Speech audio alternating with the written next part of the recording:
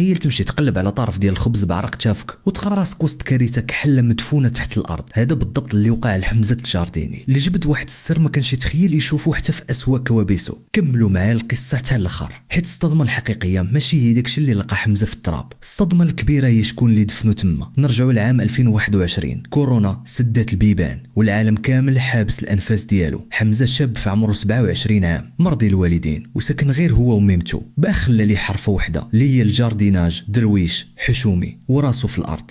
الجائحه طولات، الخدمه وقفات والمصاريف كثروا. حمزه كيشوف الخوف في عينين امه، وهنا قرر ياخذ اصعب قرار. جمع حوايجه وقال خصني نهاجر للمدينه الكبيره حتى ما فين كاينين الفيلات. عانق ميمتو باس راسها والدمعه في عينه وزاد في حاله. وصل للمدينه، دق بيبان الاحياء الراقيه وباب باب كلشي كيقول لي ما محتاجينش، حتى وصل لواحد الفيلا كتشبه للقصور. وقف حدا الباب يمسح العرق، وفجاه تفتح الباب وسمع صوت سيدي كتعيط ليه. دار شاف فيها سيدي كتطير بالريحه ديال البارفان، الذهب في يديها وعلامات الغنى باينه عليها. هذه ليله مولات الفيلا شافت في حمزه واحد الشوفه غريبه، شوفه ديال شي حد كيلعب شي لعبه. قالت لي دخل نوريك الجرده. وهنا يا ساده حمزه حط رجلو في الفخ بلا ما يحنا.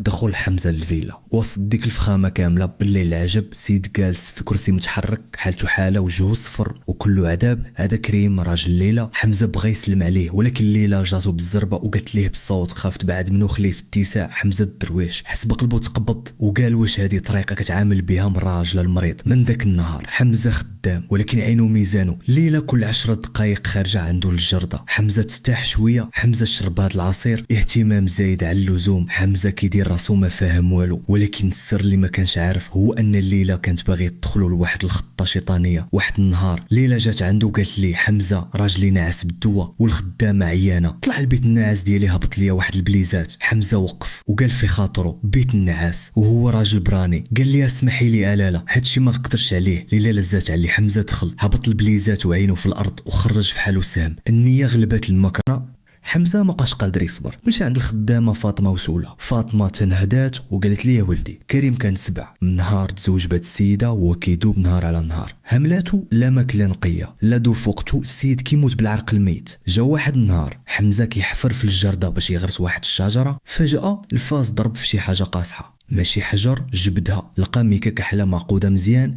الريحه اللي طالعه منها كتخنق. حل حمزه ولقى الصدمه اللي غادي توقف ليه القلب. قفوله مصدين، اسنان، شعر، ملابس داخليه ديال الراجل. وسط هادشي كامل صوره ديال كريم، سحر اسود مدفون في دار السيد. حمزه ما فكرش جوج مرات، هز ديك المصيبه ومشى عند راقي ديال الجامع. الراقي غير شافها وجهه تبدل وقال اعوذ بالله، هذا سحر التمريض والهلاك. واللي دارو شي حد عايش معاه في نفس الدار، حيت هاد الحوايج ما يوصل ليهم غير اللي قريب ليه بزاف. حمزه طاحت عليه الفكره بحال الصاعقه وقال ليلى الغد ليه في الصباح. حمزه دخل ديريكت عند كريم قال ليه نوض عمي كريم، مرضك ماشي طبي، مرضك السحر ومرتك هي اللي دفناتك بالحياه. كريم تصدم، الدموع نزلوا من عينيه. حمزه جاب الراقي بدا كيقرا عليه القران وكريم كيتنفض. وشويه بشويه كريم اللي عامين وهو في الكرسي حط رجلو على الارض وغفنا.